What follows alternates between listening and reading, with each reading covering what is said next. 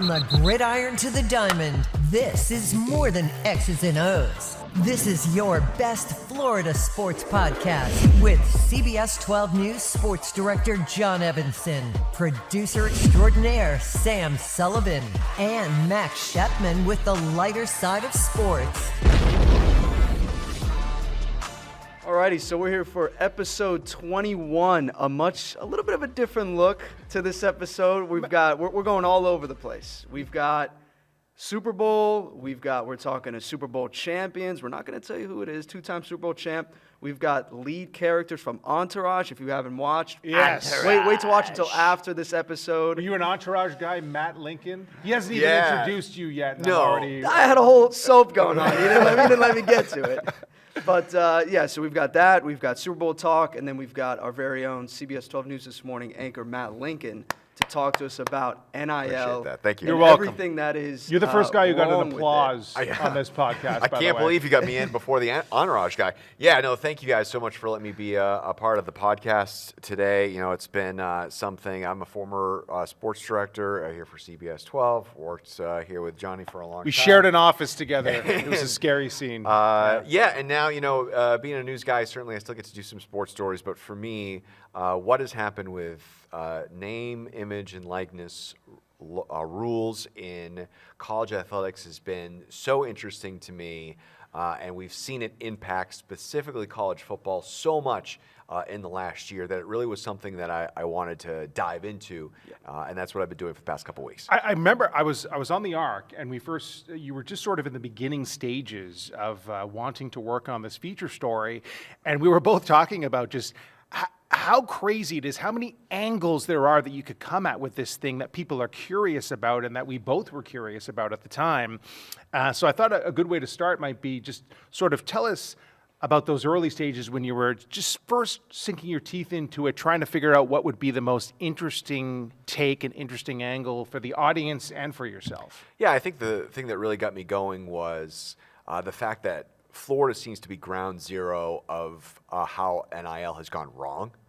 You know, when you talk about University of Florida's head football coach currently being sued because of NIL money he promised to recruit that he didn't deliver on, then the FSU basketball coach being sued for for allegedly promising money for players they didn't get. Resigning. Right. Well, he's about to, he said he's going to leave at the end of the year. And now the University of Miami head coach, basketball coach, 2 years after leading his team to the Final Four, is like, Jim Larrañaga has coached, in some remarkable places. He's done incredible things. He's brought George Mason somehow to a Final Four, and he's like, I have no idea what I'm doing. I got to get out of here. So for me, I said, well, this seems kind of like a mess. It seems like the Wild West. Mm-hmm. Well, how is NIL actually working right now in our local universities? Yeah. Is it working, and where do we go from here? And that's kind of where the starting point happens. So what you're saying, Lincoln, is that it has not been a stellar year for Florida basketball in the state. No, I mean, the Gators right now are doing great, but when it comes to, sort of navigating the early days of NIL, no, it has not gone well for our major universities here in the state of Florida. I was, 2 years ago almost, in 2 months, it'll be the 2-year anniversary of the FAU basketball team making it to the Final Four, that amazing ride, and we loved all those guys.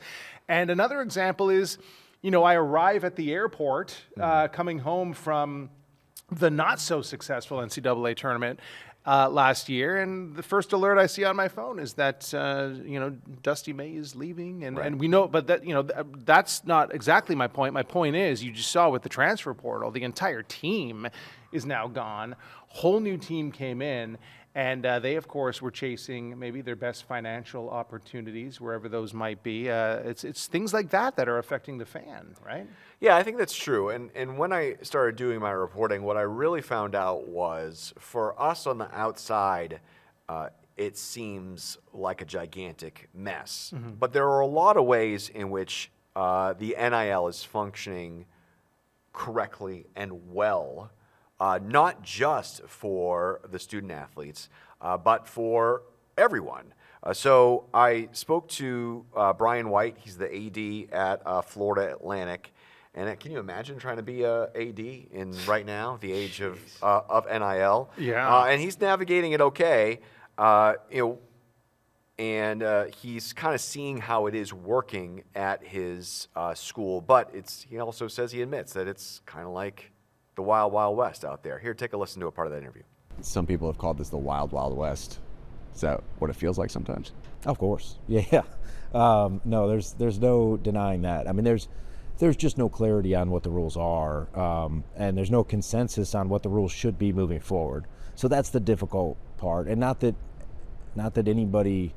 I mean, everybody's trying, I think, to find consensus, but there's just so many different perspectives on what the rules should be moving forward that I think we need to figure that out. And that's I'm not saying anything that's earth-shattering or that anybody would disagree with, but I know we'd all feel better if we all had complete clarity and consensus. These are the rules. Whether you're playing Monopoly or backgammon, it's nice to know what are the rules. Okay, now within these rules, we're going to do everything we possibly can to be successful because we all are trying. Yeah, so the way he explained it to me is that I really wanted to sort of have him explain a little bit about these deals that are signed ahead of time, the ones that entice transfers and recruits to come to school. These eye-popping numbers that we're talking about, Carson Beck, transferring to Miami. And, he tells me FAU doesn't do that. FAU doesn't make enough money in football to be signing players to deals to entice them to come. So what they do though, is once they come on campus, they help them make money off their name, image, and likeness. Yeah. So, a big part of this is kind of explaining what a collective is. And if you've been following college athletics, you've heard this term over and over again, and it might be kind of difficult to understand exactly what a collective is and what a collective does. So a collective is not a part of the athletic program because right now, all these NIL deals and this NIL money is not being given straight to the school. It's got to go somewhere else first and then dispersed to the players, right? So that's why the collective exists. It kind of fills this spot in where if you want to support players, you give to the collective, and the collective can then give out to the players. So right now, if you go to the FAU Sports official website, FAUsports.com. The one day I don't have my computer in front of me. You can follow a link to the official FAU collective, which is NIL in Paradise. Yeah. And you can see all the players that are on all the teams, and you can click on who you would like to support. Okay. So like a big one is tight end for FAU. His name is Wyatt Simpson. 13 catches last year, 2 touchdowns for FAU, by no means any kind of athletic superstar. Right. However, he has 100,000 followers on TikTok. Right. That he obviously has accrued. So that'd be lucrative for a company to attach themselves to him because of his recognition. Right. And so right now you can go there and you can basically give money that will go to Wyatt Simpson. So this makes me think of two things, and whichever way you want to go with this, it makes me think it's clear that probably every Florida athletic director for a Florida school, at this point, they all have different strategies, completely different strategies to NIL as this thing evolves. But specifically with FAU, with Brian White, did he mention? I have to think it's an advantage to be in based in an area like Boca Raton, Palm Beach County, where there's so much money, there's a lot of lucrative businesses and stuff like that. Is that something that, as this thing moves forward, might prove to be a difference maker for Florida Atlantic, that we live in such a prosperous area? For sure. One of the things that's the issue here that Brian told me over and over again is that the rules still are not exactly clear about how all this is functioning. The wild, wild west, as you say. And the money, exactly how much is being raised and how much is given out is not really clear either. There's not some database that you can go to. And as I was reaching out, trying to talk to people, some people are very wishy-washy about what they are allowed to talk to or not. Right. Yeah, I'm glad you brought that up, Lincoln, because when we were there for Brian White, there was a couple times, like in the interviews, like kind of tiptoeing because he wasn't really sure what he was allowed to say. And I think, like, when we were sitting down with him, like, it kind of adds to this perspective, like, this man is in charge of the university, and even, how long have we been doing this? Like, he still doesn't know, like, what he's legally allowed to say, what he's not allowed to say, and, like, trying to map out, like, what the hell's going on here? The NCAA has set that precedent over the years. I just remember, there's all these crazy rules that if you break one of them, you're in big trouble. But it's very convoluted stuff. And I remember, I won't mention who the coach is, but he landed his helicopter at a school, and I simply wanted to ask him for an interview, and he was willing to do it, but he had to call like 6 people, and finally they all said, well, we don't know the rules, so just don't bother doing it. And maybe that's some of the organization of this all is probably very hectic right now, as you say, for all athletic directors. I think it is, and I think that the fact that the NCAA continues to fight this instead of welcoming the changes that it's clear are on the way, is adds to all the problems. So the House of Representatives and the NCAA had a settlement agreement in which, going forward after this year, Power 5 schools have about $20 million in which they can raise and then turn around and give to their athletes. That's what that settlement says, but the NCAA continues to fight it through Congress, and the Department of Education has just announced that it needs to fall under Title IX guidelines, which would mean that if you're going to have to give $20 million, you got to give half of it to women and half of it to men. Yeah. And that certainly doesn't sit well with a lot of people when college football is making billions, 80% of this money that we're talking about here. So where exactly we go from here, no one is quite sure, but certainly Brian White believes that, certainly a lot of people that I spoke to believe that whatever needs to happen needs to be collectively bargained, needs to have the NCAA, athletic directors, coaches, and specifically the student athletes sitting at a table and figuring out how to go forward, because if the NCAA keeps on making barriers for the student athletes to make money off their NIL, then they're going to keep getting sued, which is what's happening. NCAA just keeps on getting sued over and over again. We talked about Leonard Hamilton and poor Coach Larranaga. I just saw this quote from Larranaga when it was just like, when he left, when he announced abruptly that he was leaving. The opportunity to, the opportunity to make money someplace else created a situation where you have to begin to ask yourself as a coach, what is this all about? And the answer is, it's become professional. Not as organized, clearly, as professional, but Sam, what do you think of all this, buddy? I think once you started to get this amount of money involved with college athletes, people who are, the majority of college athletes, their goal is to make it to the pros. And the goal of that was to make money.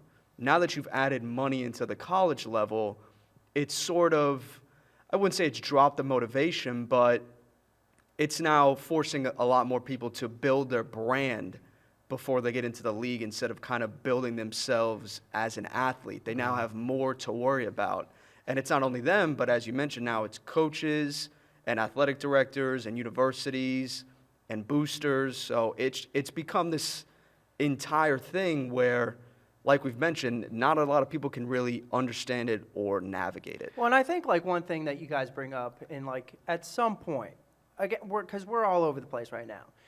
As is NIL. Right. At some point, this could almost become like a baseball situation where, like, okay, like Ohio State or the Alabama will become the Los Angeles Dodgers of college football, right? Right.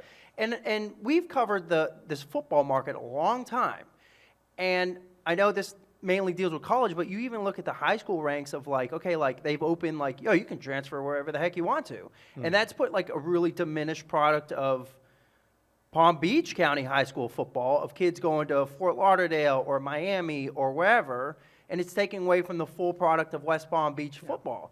And you kind of see that with college. Like, okay, like the Ohio State receiver, like he's getting offers of $4 or $5 million to like leave Ohio State. Yeah. And that takes away from the brand of Ohio State football of just the talent that's going to be there. So, like, at some point, if this doesn't get figured out, this could be, again, a real disaster of like, okay, like you're going to have like 4 programs that have the best players and everybody else is getting the bottom of the barrel to say. Right. I haven't seen your story yet, but go ahead with that first. Well, I'm going to say that, with this house rule, there's a salary cap involved. I think a lot of people believe in that a salary cap from the point of, the big money.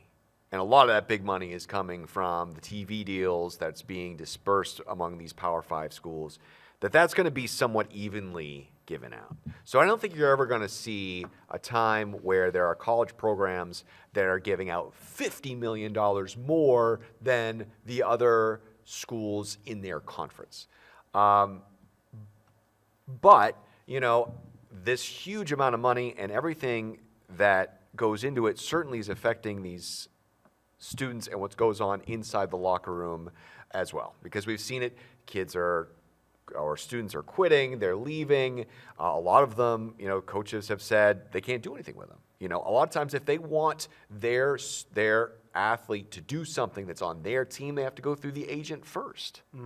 Even like we've heard stories about athletes that don't like practicing early and just won't show up for the early which is the most insane thing. Like if you were to talk about this, I don't know, 5-10 years ago, this asinine to think like this could be even a problem in college athletics. But I will say this. So, we've been outlining here forever, like we've been talking about how NIL is going wrong. But the reality of it is that for the most part, this is working out very well for athletes and not just Jeremiah Smith and the big name ones.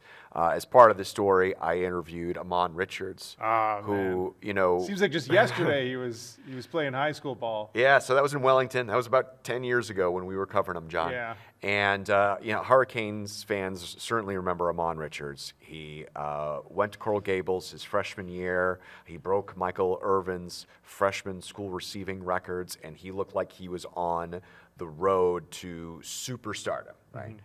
And then he got a neck injury. It was his junior year, and doctors told him it's not safe for you to play anymore. So I sat and spoke with him, and we talked about how much money he would have made. Yeah, man. And how much, he could have been better off if the NIL existed back then.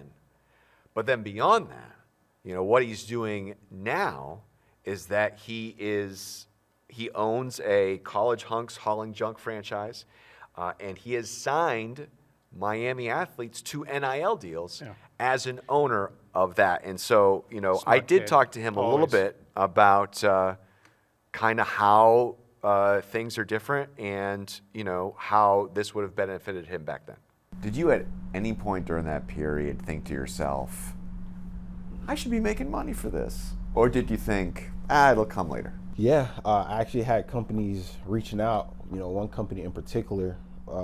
They offered me, I'll never forget, it was $100,000, but they said, once you become, draft eligible or once I declare whatever, because that's when it'd be legal, they'll have it for me, so if NIL was around at that time, only the Lord knows what type of money would have came my way as far as opportunities and, who knows how much bigger I could have been, being on commercials or, being able to post on social media about, engagements or brands, who knows? But if it was around, it would have been lovely. Would have been lovely. Well, how great is that Ahmmon is still in the NIL paying it business. Forward. Yeah, he's paying it forward for sure. Doing what he wishes could have happened to him, but he doesn't have sour grapes about it, which is really great. So the interview that I have with Ahmmon's a lot longer than that, and with athletic director Brian White. And I also spoke with a friend of mine that I've known for about 6 or 7 years. He was kind of on the ground floor of pushing for the NIL legislation in the state of Florida back in 2019. His name is Corey Stanacia. He is he was the chief of staff for the legislator who wound up drafting the bill that Governor DeSantis wound up signing. And right now, he leads the collective for the University of South Florida. So he's got really some interesting insight about where we are right now at NIL, where we're headed. He doesn't like to call it the Wild Wild West, so you can kind of listen to all that. And I've got those interviews, and I talk a lot more about all of this right now on this feed right now with a Best Floor Sports Podcast Extra. That's right. That's right on our platform. Matt Lincoln's the GOAT. Yeah, when does your feature story air on CBS 12 News, my man? Well, you can watch it at 9 a.m. on Thursday, whatever tomorrow's date is. Thursday. The 6th. The 6th, yeah, because, people could be listening to this way in the future. You can check it out on CBS12.com. And, this is a really interesting conversation for me, too. So if you'd like to weigh in, you can email me at mlincoln@cbs12.com. You can also find me on social media at LincolnCBS12. I love it. Thank you so much, man, for sharing all this cool information Thank with you. us. You gave me the middle mic and everything. Yeah, right. I Yeah. ask ChatGPT about this stuff usually. I just want the record to show that there's been 2 stars on the middle mic. We've had Pierre Garçon and now Matt Lincoln. And Urban Meyer. Don't forget we've had Urban Meyer here. So I think he was standing. Yeah, he was standing. We've reached the pinnacle. Who do you got in the Super Bowl? Oh, how can you bet against Mahomes? There's no. It's a good answer. Proven winner. The way I can come up with just 2 things the Eagles need to do to win the game, what they absolutely have to do to win the game.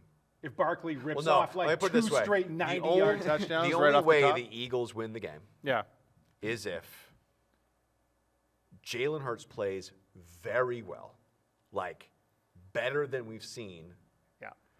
And if all this kind of ball hawking after the ball, that's worked so well in the Commanders game in the NFC Championship, they force a lot of fumbles with the Chiefs. It's going to be a lot. Yeah. Maybe if the Eagles actually, convert their 4th down plays and Hurts does, 2 or 3 of those tush pushes like Buffalo wasn't able to do, that Right. that could get them in position to win. Fly, Eagles, fly. Well, if it's a close game, there's no way the Eagles are winning.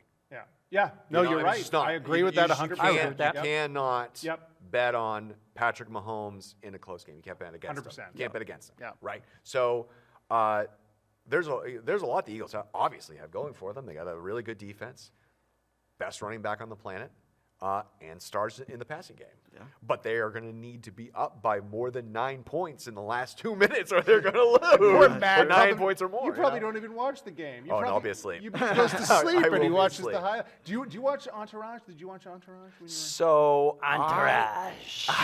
So I was kind of in. Well, it's just like you. I mean, I guess I was right out of college when the show started. So was the prime demographic for Entourage. So you watched every episode. And so, until, I don't know, it kind of got old for me. But So we got Turtle lost his weight, and I was like, I'm out. Yeah, he's kept it off, as you'll see now, because Max Shepman and I had an opportunity to speak with the former Entourage star. His name is Jerry. His real name is Jerry, and he does a podcast for Sinclair, and we talk Super Bowl. Here's our interview with Jerry Ferrara. We're here with Jerry Ferrara, who you can listen to each and every week on Throwbacks with Matt Leinart on the Sinclair Podcast Network. I'm pretty sure, maybe I just made that up. Is that what we call it? No, I think it is called the Sinclair Podcast Network, but I could be wrong. It is a great podcast. We love hearing you guys talk sports. And even for people who aren't into sports, you may recognize Jerry for his acting endeavors. He's an accomplished actor. I know Max is an Entourage fan, so he's going to try not to. Maybe he'll call you Turtle once, just for fun. Right? It's just hard not to, right? How many people come up to you? I mean, I'm sure sometimes it's annoying, but just talk to you like you're the character, and you're not. You're Jerry. Yeah, I mean, when the show first came on the air, obviously, I mean, that's all anybody really ever knew me from. So that's what they thought I was, that person. I do think it was a pretty big compliment back in the day because people wanted it to be real. So I would have people come up to me and talk to me as if I was Turtle, and they'd ask about Vince. I'm like, he's at the Playboy Mansion. What do you want me to say? Like, well, I'll play along. Now I've been around for 25 years, and it's a balance. And, I'm an old guy now, so people come up to me, and it's more like looking back on a really, really fun ride that we all had. Yeah, they probably think you can party like the guy on that show, right? And you're off to the Fanatics red carpet at the Super Bowl. There'll be some great parties at the Super Bowl, I'm sure. It's kind of like the perfect mix of celebrities, actors, and athletes. It's like all your passions coming together in one. Yeah, I know with the Fanatics party will be live, and I do think that's one of the bigger, if not the biggest party from what I have been told. It was the way to get an easy invite too. Hey, you want to come host your show on the red carpet, and you come into the party after. So I'm working for the party ticket inside afterwards. That's wwhy I'm doing this. But yeah, I already snuck peeks at the guest list, and a lot of quarterbacks that Leinart could interact with. I'm 5'6", so everyone's gonna be looking over me to Matt. But then when the actors come around, that's when I think I'll shine. There you go. Yeah, absolutely. You got to let Matt handle the NFL guys. You're doing the movie stars, that kind of aspect. I like that. Yes, exactly. I know you're a big style guy, so obviously, like in the show, the Fukijama shoes. Are you taking that to the red carpet? Like, because I feel like those would be the place to shine, the red carpet at the Fanatics party. So, Max, it's funny you say that. I was literally talking to my wife the other night about, it would be a good conversation piece. Maybe if because these things have never touched the ground before, right? Maybe if I wear them now the problem is, they're worth a good bit of money. Not that I'm selling them anytime soon, but man, like, how do I put them through security? I'm going to be sweating it going through like the check bag part of it all, but I might do it. Matter of fact, they're in my office right over there. I could see them staring at me saying, "Wear me." So they might come out. Max, you may have been the final decision right there, just bringing it up on this interview.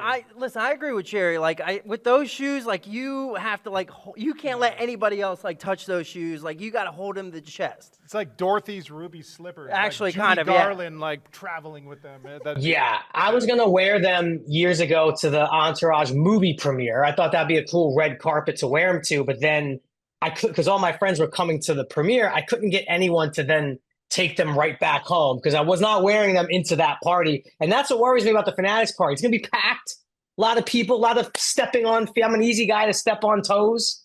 So that worries me. Oh, dude, and like somebody like bumps into you, somebody spills a drink. Next thing you know, there's like beer on the shoes. Like, what if Shaq steps on my foot? Oh my God! TMZ while wearing those to get the footage of this and report on your reaction to that. I don't know what you would do.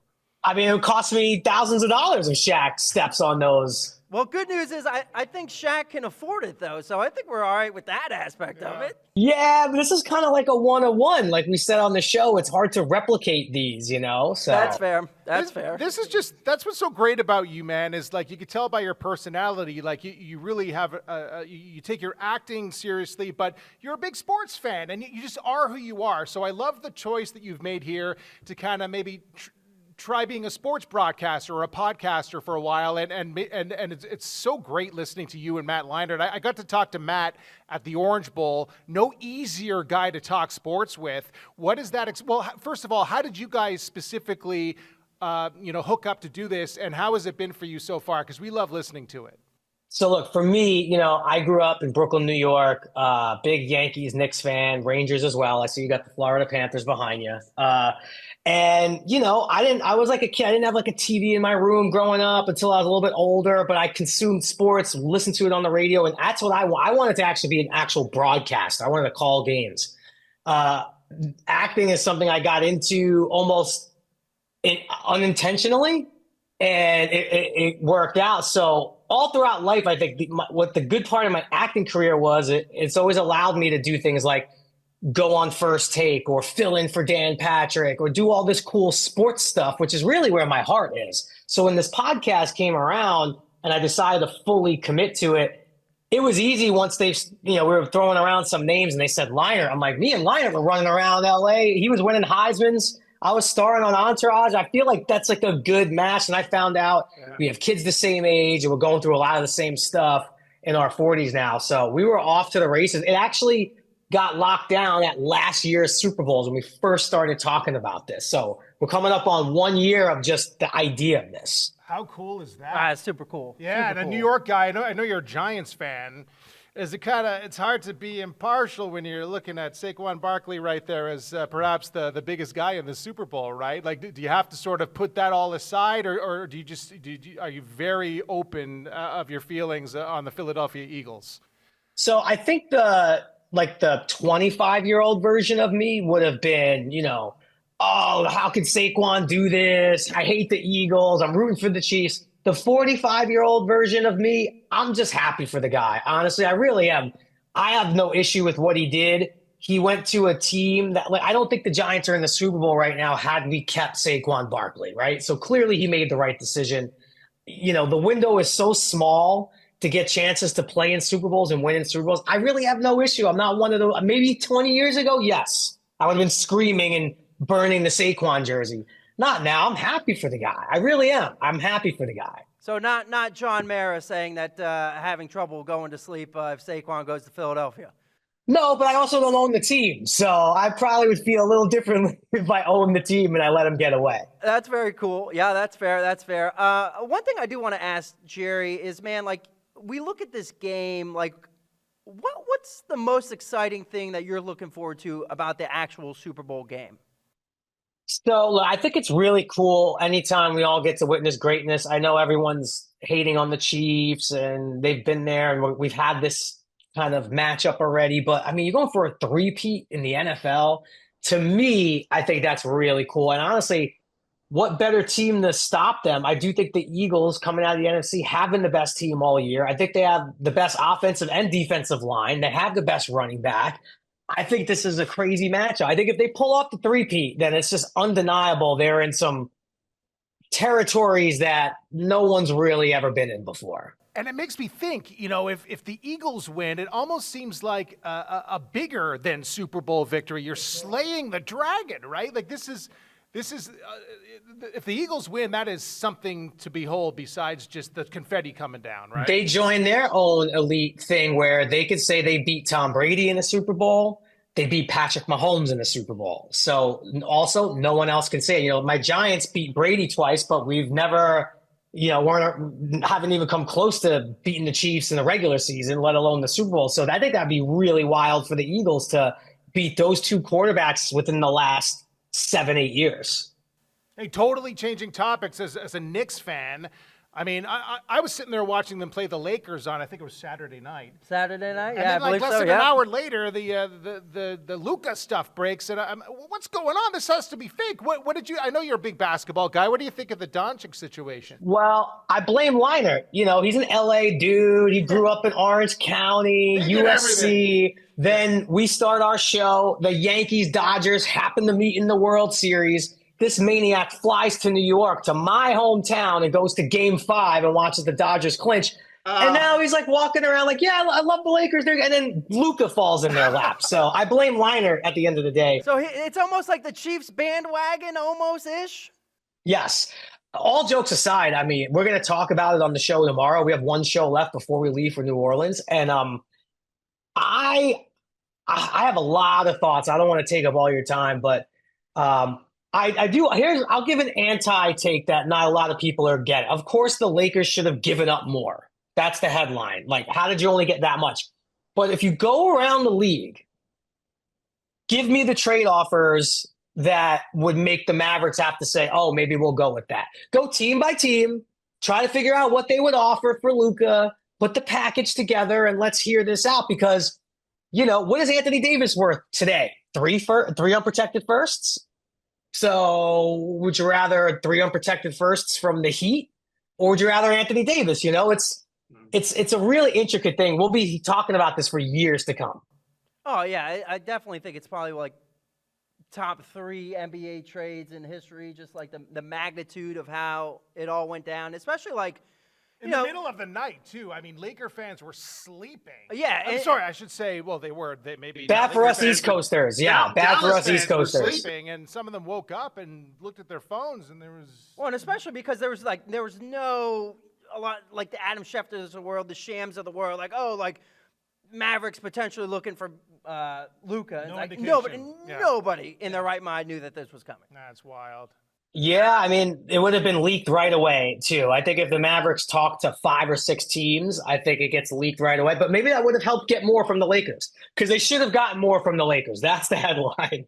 100%. Well, we look forward to listening to throwbacks, you and Matt Leinart, every single week, and where can that's going to be live from the red carpet? We'll be live. Yes, yeah. we'll be live on all the throwback accounts on YouTube, on X, on Facebook. I mean, everyone who's at the Super Bowl is probably going to be at this party, so we'll do our best to get as many people on quickly and try not to make the same 3 questions that everybody's going to ask. You know, we're going to try to be a little more original and see how we do. I've been on a few of these carpets, so maybe I'll have some insight of how to ask a question that maybe they didn't get asked yet. I can't wait to see what shoes he's wearing. Thank you so much, Jerry, for joining us. And again, we love your podcast.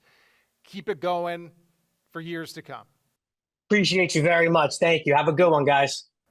Man, we need more New York accent on the show. I know you're originally your family's from New York City, but you don't got the accent. No, I was born in Delray Beach, the so Fuki nowhere near New York. He's got that Delray twang. Yeah, right. I vote that Evenson gets the Fuki Jamas. The Fuki Jama they would shoes. not fit me, dude. I need like a size. I need size 11.5 to a T. Well, you can get them too small, 12's too big. Get them custom made like Turtle did, dude. All right. Yeah. That's expensive, though. I'll have to see. You're the highest paid employee here. What are you talking about? I'm going to spend it all on shoes, for sure. When he says here, he means in this room. I am well aware that he meant that. Yes, for sure. Speaking of the highest paid, or at least who should be the highest paid, Patrick Mahomes at Media Day this week. What do you think the majority of the questions towards Patrick Mahomes has been? I counted. The Kermit voice. No, Kermit voice. What they should be. It was not the Kermit voice. That was actually pretty good. Thank you. That was Kermit, not Patrick Mahomes, just to be clear. The majority of the questions were what they should be. No, I got one more. Okay. Oh, well, go ahead. Because I cut you off. Go ahead. What they should be, which is about these calls that the team seems to get in their There advantage. were a few of those, yeah. There were a few of those. The main question, every second or third question, is the topic of Tom Brady. Are you going to take over soon as the best NFL quarterback of all time? How is he supposed to answer that? Well, he answers it pretty much the same every time. He says a respectful, he compliments Tom Brady very generically, and he says he can't control what people think of whatever the legacy is, and then of course really quickly makes it clear that he's only focused on this Sunday's game. But it made me think, like, it's funny, he's already in the discussion here of best of all time, and in the same talk as, like, do we count best ever by, number of rings? Like, do we divvy up the number of rings, or can we look at a smaller resume and just see how he plays and what he does, even though it's a smaller sample size? I mean, Max he told us last week he already thinks Patrick Mahomes is the GOAT. Yeah, absolutely. I'll put it in that discussion. I think, yes, he is the greatest of all time already, but it's been that argument for like decades, right? Who's the greatest quarterback of all time? Mm-hmm. If you're basing it off championship rings, Tom Brady obviously is in the lead right now. If you're basing it off skill, maybe you throw the Dan Marinos in the world out there. Yeah. So I think it's kind of like, it's very subjective. Everyone wants one GOAT, though. And right now, it's still Tom, the GOAT, that GOAT label is definitely still, obviously, like 7 Super Bowl rings. Especially because of the fact that he was able to leave the Patriots, be without Bill Belichick, and win another one. Mm-hmm. I think that's kind of what puts him over the top to Mahomes for people who think it's neck and neck. Yeah. That's where Brady has that advantage. It has a lot to do with the hardware, though, doesn't it? Yeah. I don't know. I'll die on the hill saying Patrick Mahomes is the greatest right now. Well, he's got a long maybe you'll career. change your mind by Monday. Yeah, that'd be nice. So I know everyone knows by now Sam loves the Eagles. He has a Eagles. Can we get the Eagles chant? Can you do it right now? I think I want to save it. Okay. Hopefully for next week. How are you feeling? Well, what happens if they don't win? then we'll never hear it. Oh, that's give the fans what they want, Sam. Could we put a greased poll in this if they win on, even if they lose, because it doesn't stop the Philly It fans. does not stop them. The city of Philadelphia will burn down, I think, either way. Either way. That is very true. I hope not.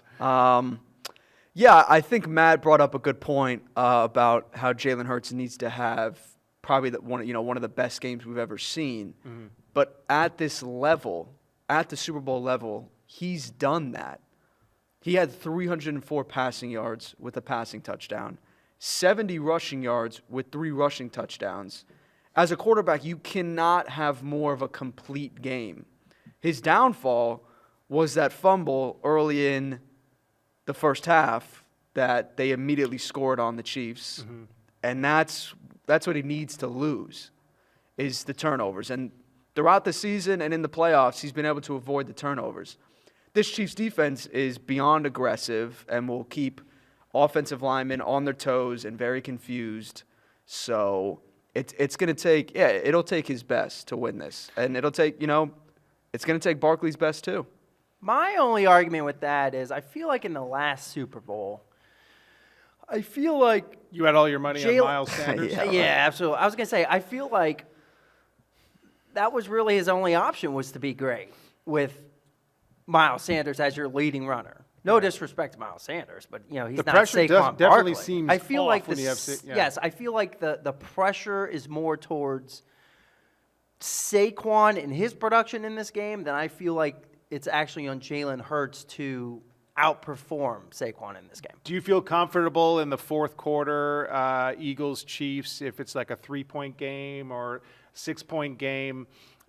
You ultimately probably want Saquon to rip off like 2 or 3 90-yard touchdowns by then and that's got to be the ultimate. Like, you don't care if it's a blowout and, people like close games. Eagles fans do not want close games. Yeah, no. A close game here, do they? No, definitely not. But in terms of feeling comfortable, whether or not, they're down by a certain amount late in the game, we saw it in the last one. They were down by 8. The Eagles drive all the way downfield. Mm-hmm. Not only does Jalen Hurts score a rushing touchdown, he scores his own 2-point conversion to tie the game. So I am comfortable with this team being able to keep up with them at the end. Of course, I have my own opinion on it, but it was the last Chiefs drive where that was a pass interference call where many thought that it shouldn't have been one. Greg Olsen, the play-by-play at the time, did not agree with it. And that they were able to drain the clock, win the game off of that. I just pray that we're not talking about the officiating on Monday. We will be. But you never want a third team in in the Super Bowl, and that being the refs. You don't want them to get involved into it. And that's I look at the past, 18, 20 weeks? Like, bro, I feel like every week we've been talking about it. I know. Like, it's – I mean, part of it I is – have zero confidence, heading into this game that we – on Monday or on Wednesday when we record the pod, that we won't be talking about some aspect of the refereeing that helped decide this game. And that's because, I hate to be the bearer of bad news, Sam, it's going to be a close game. So let's hope the Eagles, how could it not be? So let's hope, maybe for your sake, that it might be the one unicorn game where Patrick Mahomes doesn't come through in the end. Let's give Max the opportunity to throw to our next guest, because Max grew up as a Steelers fan, and it was pretty cool talking to this guy with all of his Super Bowl experience. Yeah, absolutely. And, I've been blessed to see 2 Super Bowls in my lifetime, which is really cool. Bryant McFadden, he works for CBS Sports HQ down in Fort Lauderdale. He was part of 2 of those Super Bowls, Super Bowl 40 and then Super Bowl 43. Evanson and I were able to talk to him earlier this week, just chatting it up. We talked about Super Bowl Media Day, what the Chiefs have to do to stop Saquon, what the Chiefs have to do what the Eagles have to do to get Patrick Mahomes off his game. So we kind of hit it like an all-around aspect of topics with him. So this is what he had to say. A guy who has won Super Bowls, unlike us. We just watch them and eat corn chips. That's right. We are joined now by 2-time Super Bowl champion Bryant McFadden. Two-time. And you're going back because you are one of the main analysts here in New Orleans for CBS Sports HQ. We cannot wait to see you out there. Speaking of heading out there, you've done this before. You've gone to Super Bowls as a broadcaster many times. Do you get those same feels like coming back at you that you felt when you went as a player? I'm sure it's from a different perspective, of course, but what are some of the feels that you get that are very similar that kind of take you right back to the big game as a competitor? The biggest similarity with my feelings getting ready for the Super Bowl is just the excitement. Just the excitement. I remember growing up, watching football faithfully, and every Super Bowl that I watched as a kid, I was overly excited. And then when I finally got an opportunity to play in my very first Super Bowl, I just had a moment of just reminiscing, going back in time and just remember the excitement that I felt. And that all came to life for me with a helmet on, just the excitement. So now, clearly far removed from the game, but being a part of the media and always attending these Super Bowls, no question, that excitement feeling always surfaces week in and year out. Yeah, the week of the leading up to the game, it's hectic. It's media day. There's media all over the place. Obviously, I guess they call it opening night, happened last night with all the media. Man, when you kind of look at what media day of the Super Bowl has become, is it kind of see how crazy the circus of it is now? Yeah, it's a big event. I mean, if you look at the National Football League in totality currently compared to what it was decades ago, everything has intensified in terms of the games you see, right? Being able to watch football in so many different from so many different avenues. When you look at the prime time games, Thursday night games, you're looking at what they did this year in Christmas. So everything has intensified. So it only makes sense if you're talking about the biggest game here in our country, the Super Bowl, the media, the ramifications of those things will definitely be at an all-time high. And I love it. I love an opportunity to see these guys in a different element, because oftentimes we only see these guys doing two things, either tackling or making plays offensively. But now sometimes in terms of media night, you get a chance to hear them answer questions that are not all football related. And you kind of get a good indication of who they are outside the person that wears the helmet. Yeah, and then all of a sudden, like the players go through this all week, and it's just like nothing they've ever experienced before, especially if it's their first Super Bowl. Then they got to step on the field and play a game. And I know you guys are used to, as professional athletes, loud crowds, the adrenaline going. You can kind of slow all that down. But I get the feeling at first the Super Bowl is kind of a different beast. How long does it take? How many series, how many plays does it take as a player to finally kind of calm down when you're in the Super Bowl and just start playing football to your capabilities? Well, my first Super Bowl, which was my rookie year, I was a deer in headlights, honestly. I was like, wow, I'm actually playing in the Super Bowl. And if I'm not mistaken, guys, I think Aretha Franklin sung the national anthem. And when that happened, oh my goodness, all kind of vibes were going through me. And it took a while for me to get acclimated. I'll say a full quarter for me personally, because I would just, like I said, I was a deer in headlights. My rookie year, the only thing I knew was participating in the Super Bowl. So I knew how big the moment was, but I thought it was something that would happen every year. So my first year was just like, wow, I'm here.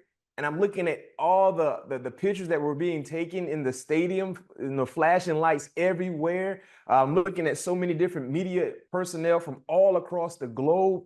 And I was kind of starstruck. And I was losing. I didn't have my win. My win wasn't together like it usually was. So it took me about a full quarter to kind of get back down to ground zero and just attack the game as a normal game. As you said, a lot of people, they don't get to see the players in the perspective that they do during Super Bowl week. So I just want to kind of ask you, what was maybe one of your favorite behind-the-scenes moments during Super Bowl week that not necessarily everybody gets to see? I'll go to my second Super Bowl, which was in Tampa.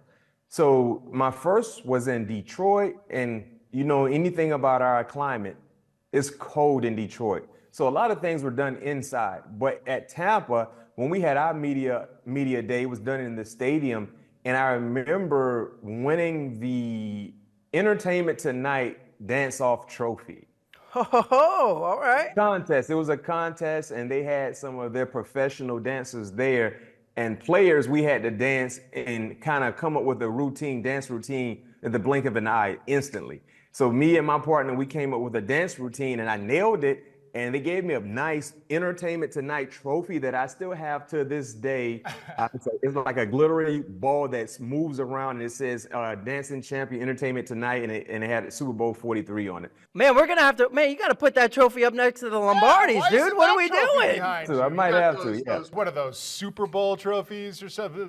You know, get the Entertainment Tonight one out. Absolutely. Might have to. Speaking of the actual Super Bowl, the current Super Bowl that we're about to witness, there are so many. I mean, there's the obvious plot lines of, Patrick Mahomes going for another, the three-peat. Of course, the non-football fans are excited to see Taylor Swift and all that stuff. But are there any plot lines that maybe are under the radar here that you're really looking forward to see play out between the Chiefs and the Philadelphia Eagles? I mean, a big plot line for me, if Philly wins the Super Bowl and if Saquon is an MVP, a plot line I think that should be talked about is the potential for him to be a first ballot Hall of Fame at the running back position. I think that's a unique plot line. You look at Kansas City, the biggest plot line for them is, flirting with greatness, flirting with something that we've never seen done before, which is three-peat, right? But when you look at the Eagles, look at how they got to this point. It was because of the running back, right? Their offense runs through Saquon Barkley. And when you look at how difficult it is for running backs, not only to go into Canton, but be first ballot Hall of Famers. The last two first ballot Hall of Famers at the running back position was LaDainian Tomlinson and Marshall Faulk, two iconic individuals. But neither of those guys, and of course LaDainian didn't win a Super Bowl, but when you look at Marshall Faulk's Super Bowl run, the playoff run that Saquon is in the midst of right now is a few steps above what Marshall Faulk did during his playoff runs. So if Saquon is able to lead his team to a victory, most importantly, and he is the Super Bowl MVP, I think he now you have to have that discussion about Saquon based on what he's done and anticipating seeing a little more. Of course, we're not anticipating seeing record-breaking seasons that we're watching right now, but more than serviceable seasons along with having a record-breaking year and a Super Bowl and an MVP, and you beat the Goliath of the NFL along with Pat Mahomes and Andy Reid. I think that's a plot line that would be a big conversational piece moving forward. Oh, if you weren't excited for this Super Bowl, that right there has got to get you excited. What he just gotta get fired up, dude. Yeah, I mean, gotta get fired up. You're saying Saquon. What do you guys think? If Saquon, they win, Saquon is the MVP, would he be considered, potentially if he plays another 5-6 years, good football, would he be a first ballot? Oh, absolutely. Yeah. Absolutely. And especially the 2,000-yard season. I think obviously if he would have played that last week, I think he would have got it pretty easily, and obviously it would have been sweet for him against the Giants. But yeah, if Super Bowl MVP to the resume that he already has built to his career, yeah, absolutely. And I would say just going into this thing, he is the most important offensive player on that field in the Super Bowl, and that's saying a lot with Patrick Mahomes out there and everybody like that. Well, I mean, he is the most important offensive player out there. Well, that's what I kind of wanted to bring up, Bryant, was obviously you were part of the legendary, arguably one of the legendary defenses of 2008 Steelers. When you look at Saquon, what does Kansas City necessarily have to do to not necessarily slow him down, because it's tough to do that alone, but contain Saquon enough where he doesn't make that difference in the game? You can never allow the sense of urgency to leave you when you're playing against Saquon Barkley. He is like Chris Johnson in Saquon Barkley's body. Like, he can easily turn a 5-yard run into a 70 and no one can catch him. I don't care if you have an angle on Saquon, no one can catch him. We've yet to see that. So when you're playing against Saquon, number one, you have to be gap sound for 4 quarters. So it's almost like you got to play 5 quarters against Saquon Barkley, because the one time, guys, you take your foot off the gas, either physically or mentally, he will exploit that, and he can snatch the momentum away from you instantly, and now is in favor of the Philadelphia Eagles. We've seen that. If you look at what happened in the Rams playoff game, right, a few weeks ago, that game was pretty close. Saquon blew it out of the waters. If you look at what happened in the NFC Championship game. Heck, the very first play after everything that Washington did the first drive that led to 3 points, they were able to convert third downs, move the chains, of course, settle for 3 points. You're like, okay, we got points on the scoreboard. Let's kick the ball off. Defense, let's get a stop. But no, that was short-lived because of his explosive ability. So if I'm Kansas City, I'm emphasizing we got to play 5 quarters because that's what it feels like when you're playing against Saquon Barkley. You cannot take your foot off the gas because if you do, he can take the game over. And that's why I compare in terms of the big play ability. He can literally take over a game by himself. He's done that. Both times when he played against the Los Angeles Rams, he solely took the game over by himself because of splash running plays. Yeah, we're here with a 2-time Super Bowl champion Bryant McFadden from CBS Sports HQ. I hope that doesn't mess things up. Sorry about that little move I made there with the mouse.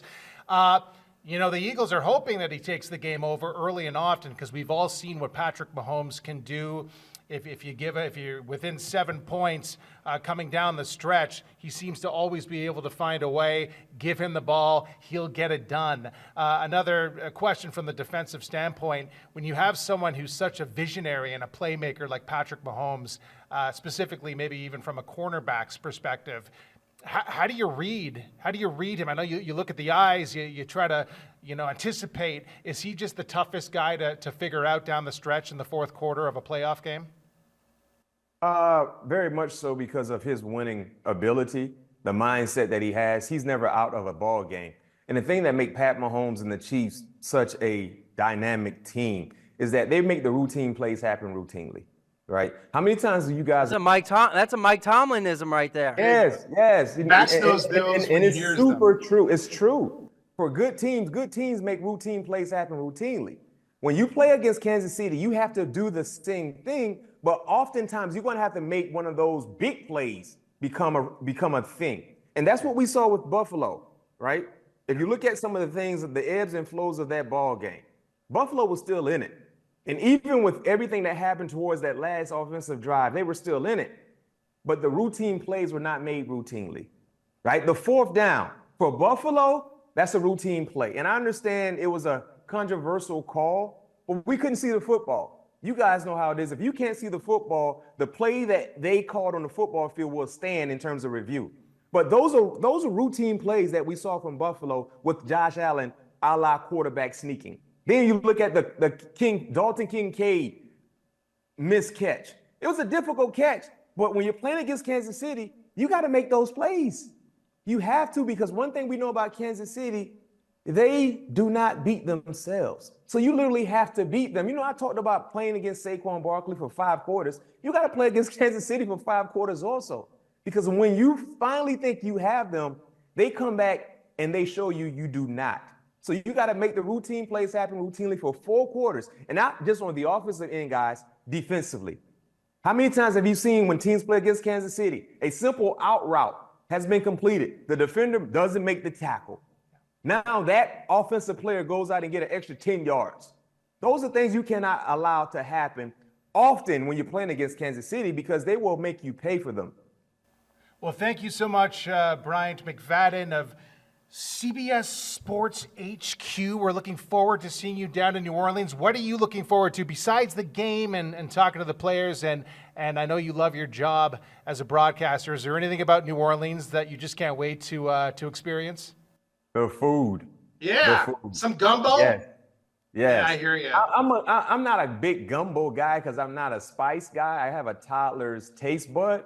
Yeah. Hey, don't feel bad. Me too. Yeah, everything else. New Orleans, man, they have some real great food there, and I'm looking forward to that outside of the game, of course.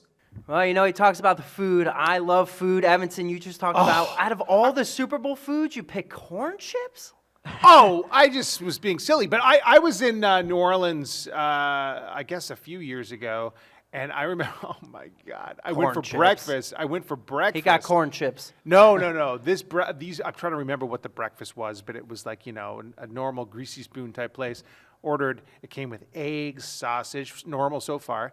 And then I think there might have been like grits. There was grits. Cheesy grits? Cheesy grits. And then there was like a thing to the side that looked like gravy. I didn't know what it was. I poured it on everything and ate and pang. Oh, it's just breakfast. Like you think you would be done, but then you see how many awesome New Orleans options there are for lunch and dinner. Did you have a beignet?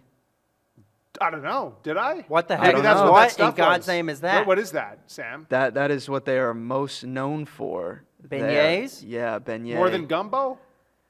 I think it's right there. I'm honestly. So what is a beignet? Describe it. It's a type of pastry. It's like a dough pastry. It's got powdered sugar on top. Oh, I know what you mean. I'm blanking on the name Sounds of the place. like a fancier version of a croissant. Yes, A I'm blanking on the sugary name of the place, croissant. but they have their main location is like right in that downtown hub, and the line just wraps around and around. probably and why I around. didn't get Real it. quick before we move on. Yes, Favorite Super Bowl party food? Go. wings, without question. Bean dip.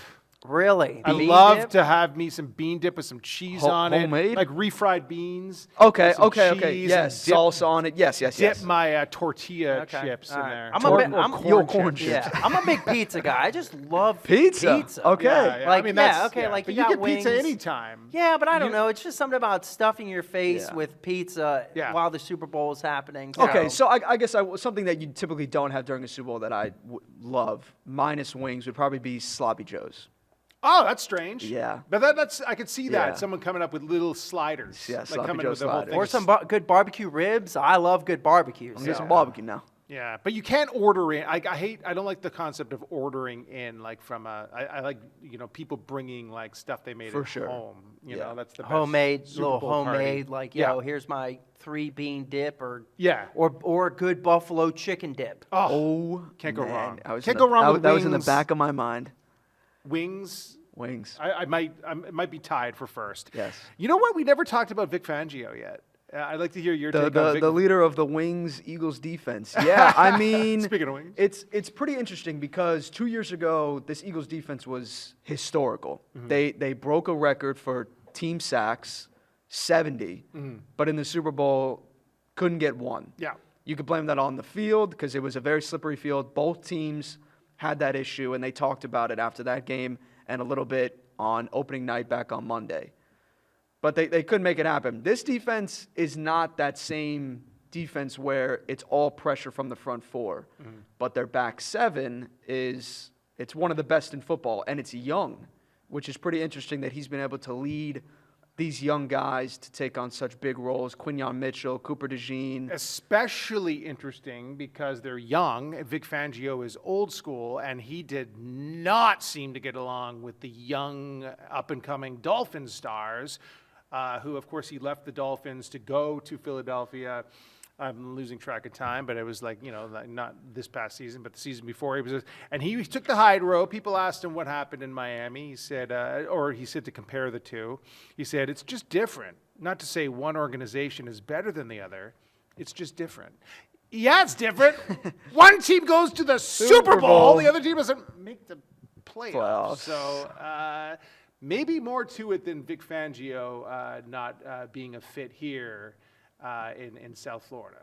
Yeah, it was, it was a little bit confusing there down in Miami with him because you have kind of two polar opposites with him and Mike McDaniel.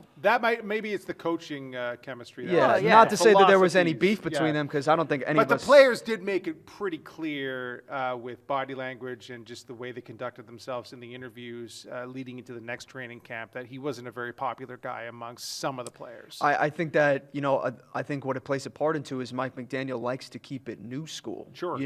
Has that player-coach connection, on a, more personal level. And with Fangio, it's not to say he doesn't get personal with his players, but it's just, it's different. That old school type of coaching style is just different. They never had him, Vic Fangio, wear the orange jersey and get to choose the music for practice. That never happened once. You might get some Frank Sinatra. The rite of in passage. there. Well, what's also fun is we talk about Saquon, Patrick Mahomes. You look on the defensive side of the ball. These are two of the greatest defensive coordinators in the game right now. Just the play callers on the Chiefs alone with Andy Reid and Matt Nagy. Matt Nagy. Just incredible. Yeah, it's very clear why these two teams are in the Super Bowl. You had a chance to talk to an Eagles analyst, Yes, right? I did. I spoke with Scott Grayson, Fox 29, up in Philadelphia. He was actually at opening night. He's going to be down in New Orleans all week leading up to this game, but he was there opening night, got to talk to, some of the Eagles guys, especially those young guys that I mentioned about, what it's going to look like for this team. And he said that the vibe with all of these players and coaches, 2 years ago, they were very giddy, very excited, in this moment, all the cameras, all the lights. Now they're taking more of a business approach. Standing on business. Yeah, a as much the more cool kids would business say. approach, keeping it very calm, very cool, because at the end of the day, they have a job to get done. So Business in Narlands. here's Scott Grayson on the Eagles and the Chiefs. corn chips. Okay, so let's get into the latest. You were at opening night last night, talking to the Eagles players. What were some of your biggest takeaways as they get closer and closer to this, the biggest game of the year? Having covered past Super Bowls, one of the things I look at with the Eagles in particular is how are these guys handling the circus that is opening night, and throughout the week I watch how do they handle all that is, right, being at a Super Bowl. And I think I was pleased with what I saw so far, especially out of some of the young guys. I specifically was looking at the two rookies in the defense, in the defensive backfield, and Quinyon Mitchell and Cooper DeJean. Those guys looked like they were pretty locked in and having fun with everything last night. And I talked to a couple of them too. They're just looking forward to the week that is here and getting out here and playing the game. So I like where they're at. I think the team's ready to go, and I think they're going to have a good shot to win on Sunday. And of course, we're taping this on Tuesday, so there's not really much that we know right now. But have you heard anything about Brandon Graham's status or where he's at in his recovery? They opened up the window last week. What's his status look like as we get to Sunday? I was with a bunch of people talking to Brandon last night, and of course, he's going to be asked that every day leading up to the game. Here's what I would say about Brandon Graham, having covered him for a long time in Philadelphia and being able to read his body language and what he says. And what I would say about Brandon Graham, if I had to guess, he will play in some way on Sunday. I think he will play. Now, is that just limited packages, third and long? He's just in there to rush, Patrick Mahomes in passing downs, maybe. But based on what he's been saying, he didn't think he was hearing that he didn't have a chance to be back by the Super Bowl. But anybody who knows Brandon Graham, he's not going to just accept that as being the case. So he was working along all the way through rehab with this in mind of being able to potentially get back out here. And he got out there. He tested it back in Philadelphia last week pretty hard before he left. He's going to test it harder throughout the week. He did acknowledge that to us last night. And I expect that, like I said, I think barring any kind of setback in testing it each day in practice, I think he'll be out there in some way, shape, or form. And that will give this team an emotional lift, having him back out there on the field. I was talking to guys last night. How much did it help having him back on the practice field? And they were all saying that it's an emotional lift having him out there, and it does get contagious, his energy. Sticking with the defensive side of the ball, of course, 2 years ago, the Eagles had an historical defense, leading the league in sacks, breaking records. But they come into that game and they let up 38 points. What do you see as the biggest differences between this defense and that one 2 years ago against, the 2024-25 Chiefs? Yeah, that's really one of the biggest reasons why I think they have a chance to win this game, a good chance to win this game. Of course, there are reasons on offense, but I really like this defense, the way they play together. They're very unselfish. They communicate well. They seem to read each other well. They know where to be and when. And I think it took them a little bit to get used to Vic Fangio's defense to be able to do that.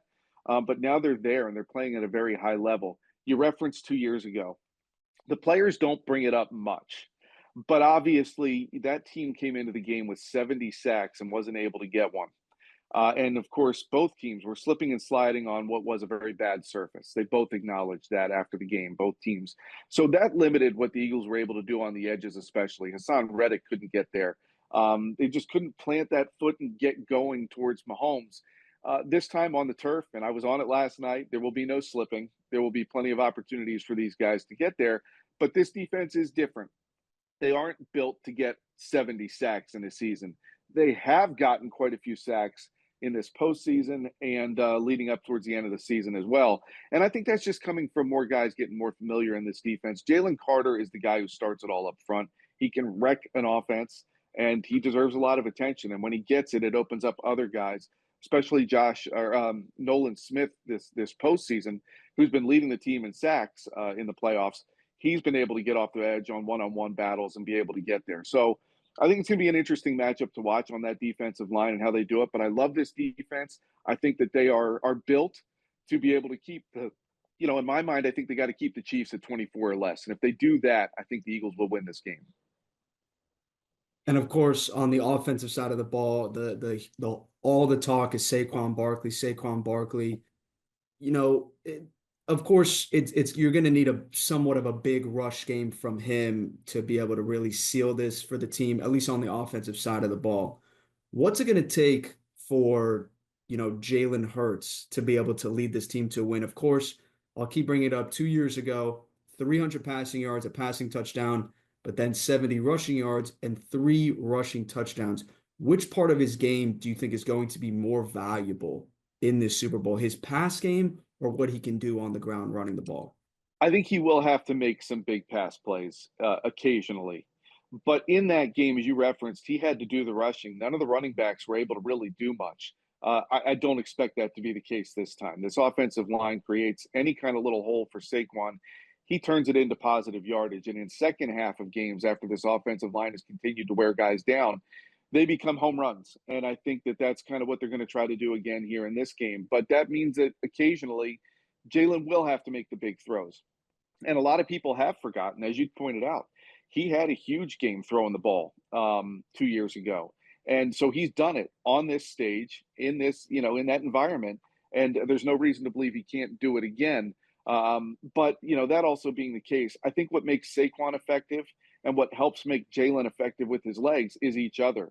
The threat that Saquon brings helps Jalen, and the fact that Jalen can run the ball helps Saquon. As we've seen when Jalen was out earlier this year after the concussion he got against the Commanders, it seemed like, look, Saquon still got his yards, but it wasn't quite the same as when Jalen was in the game. So I expect that to be a big thing that the Chiefs are going to have to deal with.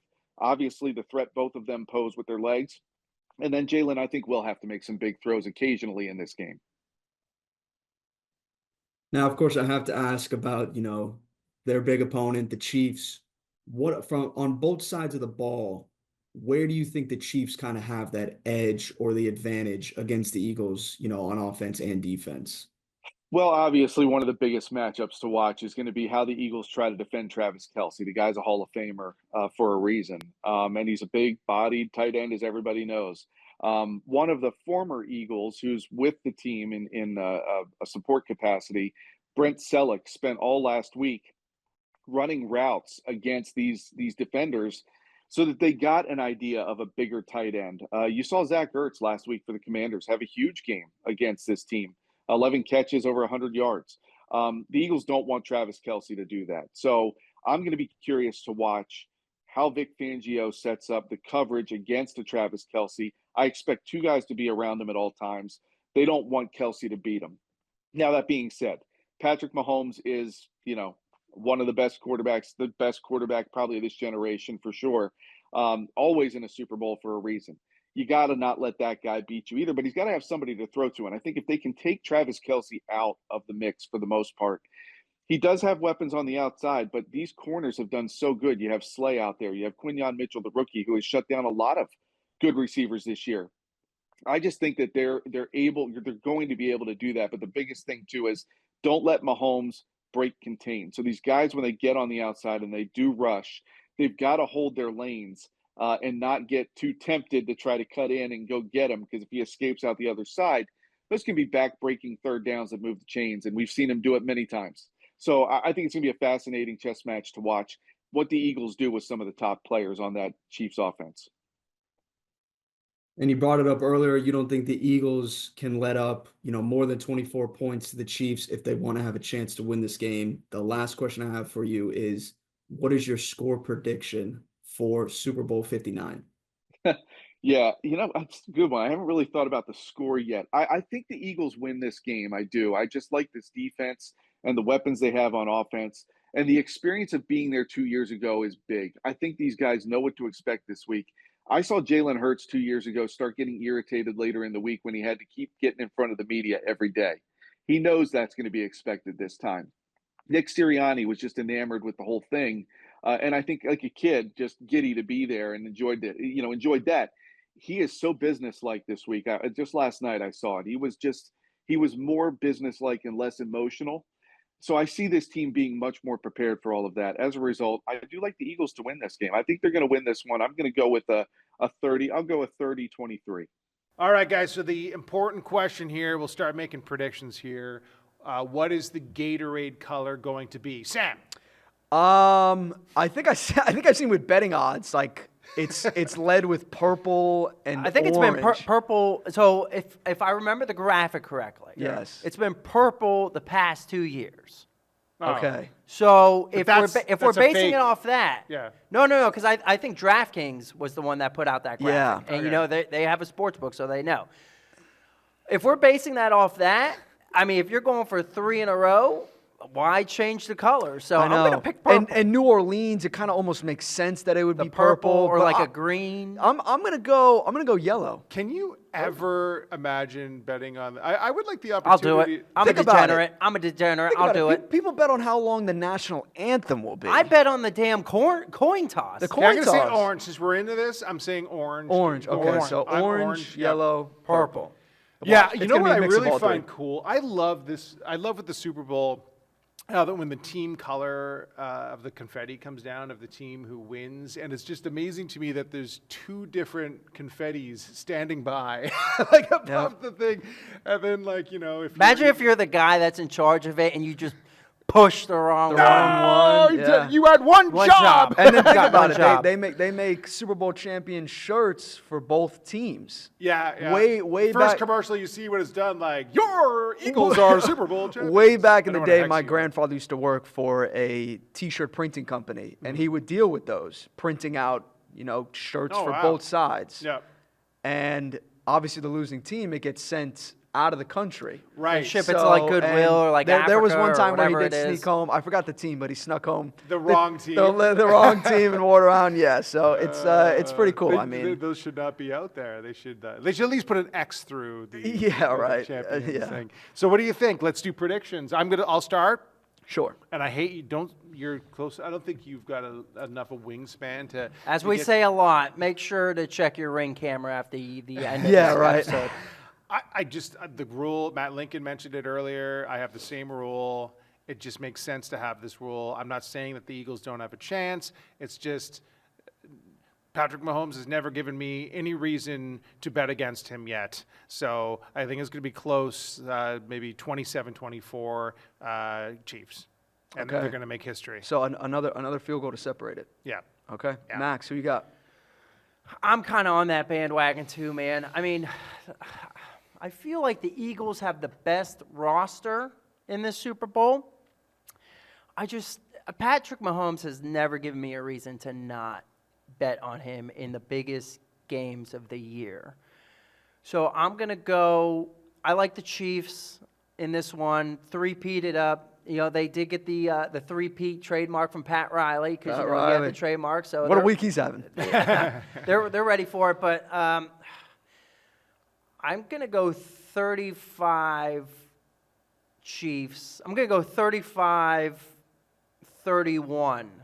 35-31 Chiefs. Okay, so how much are the Eagles going to win by, Sam? I actually Put us in our place. I have it as something where the Eagles have the lead late. Chiefs are forced to go for it on a 4th and long, and they can't get it, and then the Eagles find a way to seal it. I think it's going to be a 34-21 final. The Eagles win. I just feel like this defense, they're not nearly as aggressive as the Chiefs defense, which we saw against the Bills, where they cornerback blitz on a 4th down to kind of seal it for them. Steve Spagnuolo special. But right there. this defense is just different. I just think they're different, and I think they can find a way to really keep it in control against the Chiefs. So green Gatorade and green confetti is your prediction. No. Didn't you say green? No, I got Yellow. I got yellow. Oh, I'm sorry. Jesus, I got yellow. Evanson, My pay bad. attention. Green Gatorade would be a rarity. I think that'd be That's like a lime? It's, Yeah, I think it's like that cucumber flavor. Oh, I don't mind that. Really? With my bean dip? All right. Let's not get carried away. All right. That was episode 21. There's a lot to talk about, and there's going to be even more to talk about next week. We're taping this at the time before the NBA trade deadline. I think we're all hoping at this point Butler It's leaves. be juicy. We'll have some nice Whatever content. it is, it'll be juicy. We'll have some nice content next week. That's right. Yeah. Anthony Davis, Luka Doncic, it's all over the place. Who knows? Maybe Also, Mahomes real will quick, get traded. we're still in the works of it. Might have another former NFL wide receiver on the pod next week. we will. So, we we'll will. have Stay that. tuned. All right. Thank you very much. Tuning in. Eat your corn chips, kids. Best Florida Sports Podcast drops every Thursday morning. Listen on your favorite platform or watch on YouTube.